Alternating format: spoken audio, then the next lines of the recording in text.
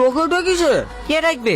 আমার তো পেট গুড়গুড় করছিল বলে বাথরুমে গেছিল। তুই বিরাজ করছিস কেন? রোজা রাখবি নাকি? মামা এসছে। আশ্চর্য লোক তো, রোজা করবো না বলছে তাও পেছন পেছন চলে এসছে। কোথায় আছে? ঘরে। দাঁড়া, আমি বুঝি বাড়ি পাঠাচ্ছি। ওই করে ঘুমাইতে হবে। মামা, আসসালামু আলাইকুম রহমতুল্লাহি ওয়া বারাকাতুহু। হে বসো বাপ।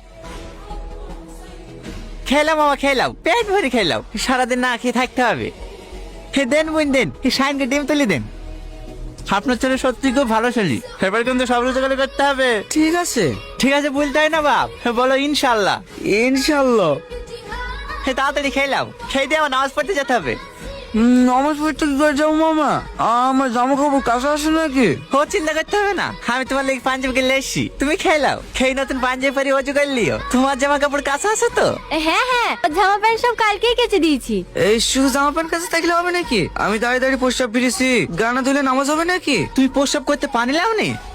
না, আপনার যান, কাল থেকে আমি নামাজ পড়বো। কাল থেকে না মামা, বলো আজ থেকে নামাজ পড়বো। বলো ইনশাল্লাহ। ইনশাল্লাহ।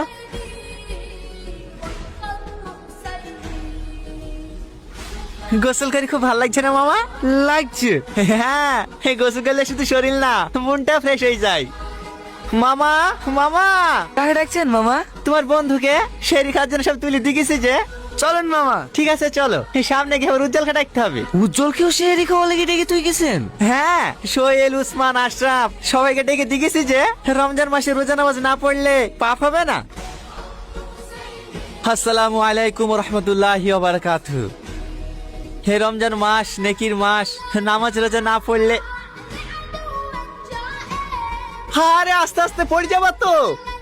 আস্তাগফিরুল্লাহ, আস্তাগফিরুল্লাহ। কি অবস্থা দেখো দিনি, সব শয়তানে বশ করে লিছো গো। একমাত্র তুমিই আছো আল্লাহর বান্দা। ফালতু বকেন না তো, দেখি। ভাগ্নে কাছেন মামা, এমনি।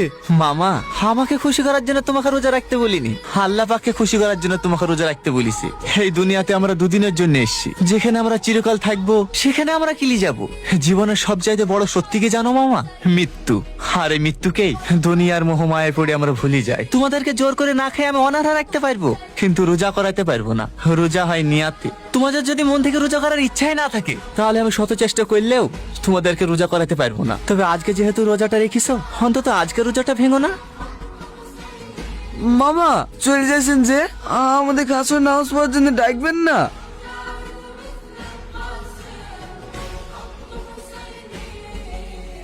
আসসালামু আলাইকুম। এ দাও দাও দাও দাও দাও, তোমাদেরকে রোজা করার জন্য কিছু বলবো না।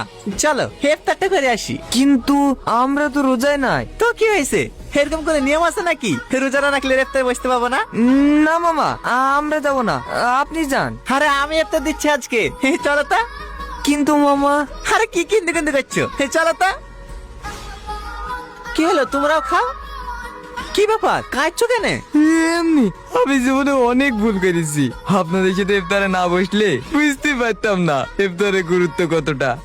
আমি কত দিচ্ছি বাবা, আজকের পর থেকে আমি প্রত্যেকটা রোজা করবো। আলহামদুলিল্লাহ, সবাই বলো ইনশাল্লাহ। ইনশাআল্লাহ।